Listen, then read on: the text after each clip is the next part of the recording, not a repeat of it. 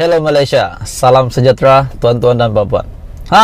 Hari ini ada satu aku nak kongsi dengan kamu. Ini paling tergempar dan sudah pasti Najib yang di penjara pun akan terkejut, dan juga Rosmah tidak tahu berada di mana, di kediamannya mungkin pun akan terkejut. Tuan-tuan dan puan-puan, ini adalah yang berlaku pada ketika ini. Sementara selepas Najib di penjara atas kes 1MDB sudah tentu, dan Rosmah pun juga ada kes mahkamah. Hari ini ada satu keputusan yang pasti menggemparkan Anda semua dan juga seluruh keluarga Najib. Hari ini daripada Malaysia Kini, kerajaan gagal lucut hak barang kemas, jam, beg milik Najib Rosmah. Wow. Kerajaan gagal dalam usahanya untuk melucutkan hak wang tunai, barangan kemas serta aset bernilai Rm80 juta yang didakwa kononnya adalah hasil penyelewengan dana 1MDB yang dirampas daripada Pavilion Residence pada 2018. Mahkamah Tinggi Kuala Lumpur pagi ini menolak saman ke atas Obiu Holdings Sendirian Berhad yang unit kondominiumnya di Kuala Lumpur itu diserbu dan disita. Hakim Muhammad Jamil Husin menerusi penghakiman ringkasnya mendapati pendakwaan selaku pemohon gagal membuktikan barang disita adalah hasil daripada aktiviti pengubahan wang haram dan menyalahi undang-undang. Harta itu yang membabitkan barangan kemas, jam tangan, dan beg tangan yang disita dari sebuah unit di Pavilion Residence milik Obiu Holdings pada 17 Mei 2018. Jam tangan itu turut dituntut oleh bekas Perdana Menteri Najib Razak, manakala istrinya Rosmah Mansur menuntut barang kemas dan juga beg tangan berkenaan. Obiu adalah responden tunggal dalam saman pelucut hakan berkaitan 1MDB kerajaan. Najib dan Rosmah serta tukang emas Lubnan Global Royalty Trading SAL adalah penuntut pihak ketiga.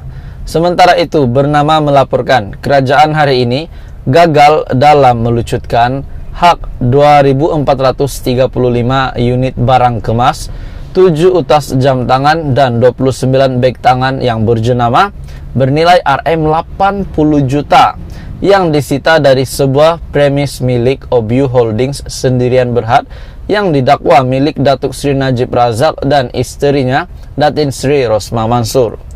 Ini berikutan keputusan Mahkamah Tinggi Datuk Muhammad Jamil Husin yang menolak permohonan pendakwaan selaku pemohon yang melucut hak barangan tersebut yang disita oleh polis di Pavilion Residence pada 17 Mei 2018. Dalam penghakimannya, Muhammad Jamil berkata, pemohon gagal membuktikan kesemua barangan yang disita itu adalah hasil daripada penyelewengan dana 1MDB, One Malaysia Development Berhad. Ini pasti menggemparkan Najib. Hakim itu turut menolak permohonan pihak pendakwaan untuk menggantung pelaksanaan keputusan tersebut sementara menunggu rayuan difailkan dan diputuskan oleh Mahkamah Rayuan. Najib dan Rosmah merupakan pihak ketiga dalam permohonan itu.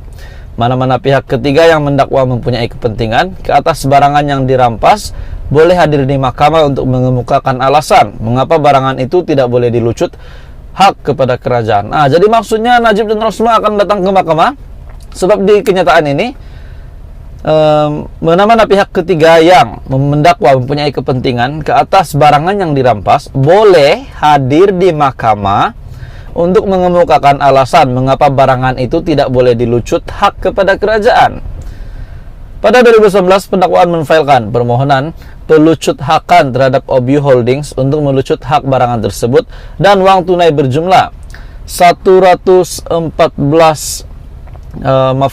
Rm114 bilion kalau saya tak silap yang didakwa milik UMNO dan Najib. Bagaimanapun kerajaan gagal melucut hak wang itu. Ini pasti menggemparkan dan mungkin menggembirakan Najib sebab kerajaan gagal melucut hak barang kemas, jam, baik milik Najib dan Rosma.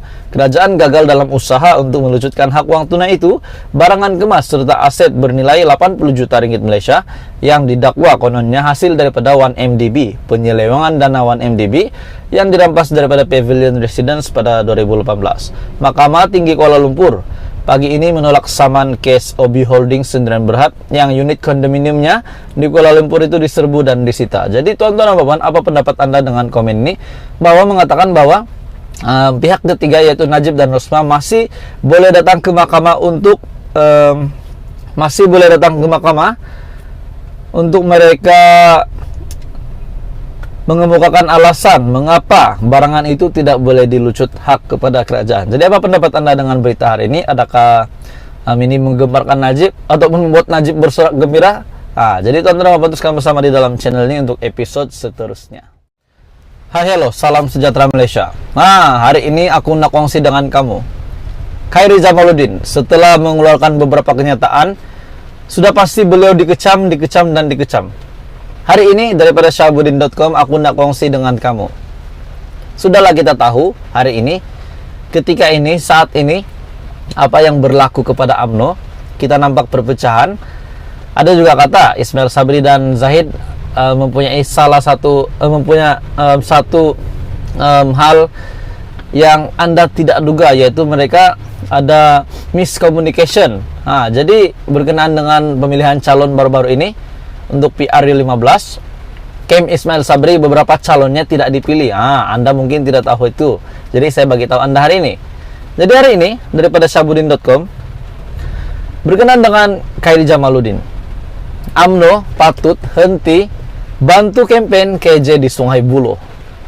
Sejak mengumumkan dirinya ingin menjadi Perdana Menteri dan mengetuai UMNO suatu hari nanti, Khairy Jamaluddin nampaknya terus menunjukkan keangkuhannya. Kali ini, beliau secara terbuka juga mendakwa UMNO sebagai parti yang sudah sesat dan perlu dibawa kembali ke pangkal jalan. Kali ini beliau secara terbuka mendakwa UMNO, begitu.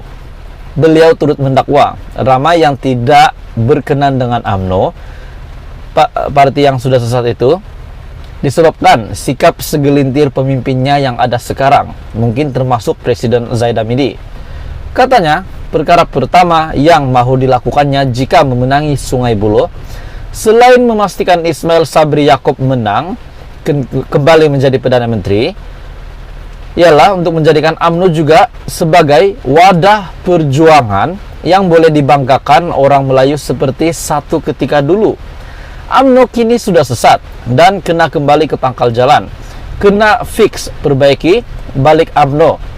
Perbetulkan UMNO dan saya bukan yes man. Itu adalah kenyataan daripada KJ. Pertama, saya nak menang pilihan raya ini. Nak pastikan Ismail Sabri Yaakob kembali menjadi Perdana Menteri. Selepas itu, kita bersihkan balik UMNO dan Barisan Nasional. Kita cuci balik. Ini pasti mengejutkan top 5 UMNO. Saya seorang reformis dalam UMNO. Tak boleh kunci mulut, sebab itu agaknya saya diantar ke Sungai Buloh. Beliau yang merupakan Menteri Kesehatan sementara berkata demikian ketika berucap pada Majlis Silaturahim bersama Pertubuhan Amal, Kebajikan Agama dan Masyarakat Perakam di Kelab Rahman Putra. Dengan mengeluarkan kenyataan seperti ini, KJ seolah-olah terlupa bahwa sekarang ini adalah musim kempen pilihan raya, bukannya pemilihan UMNO. Ada betulnya juga lah tuan-tuan dan puan. Dalam kempen pilihan raya, KJ tidak seharusnya memburukkan parti dan pemimpin di dalam UMNO. Sebab ini bukannya pemilihan UMNO. Beliau tidak seharusnya mengutuk parti dan pemimpinnya sendiri, sebab beliau pada ketika ini adalah UMNO.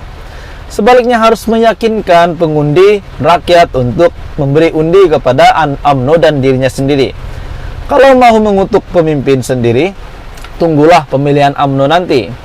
Apakah KJ kini dalam keadaan terlalu teruja dengan sambutan yang diterimanya sejak mengumumkan mahu menjadi Perdana Menteri, lalu merasakannya dirinya bebas mengutuk parti dan pemimpin UMNO secara terbuka? Kalau benar UMNO itu sudah sesat, kenapa KJ sendiri masih mau bertanding mewakili BN UMNO atas tiket BN di Sungai Buloh? Sebab itu saya ada buat kajian baru-baru ini. Adakah KJ patut tinggalkan UMNO atau tidak? Tidakkah dengan bertanding atas tiket parti yang didakwanya sesat, ia bermakna beliau sendiri telah sesat? Betul juga tuan-tuan dan puan-puan. Apakah calon dan parti yang telah sesat perlu diberi undi untuk menjadi seorang ahli parlimen? Jadi berita hari ini daripada Sabudin.com, UMNO patut henti bantu kempen KJ di Sungai Buloh.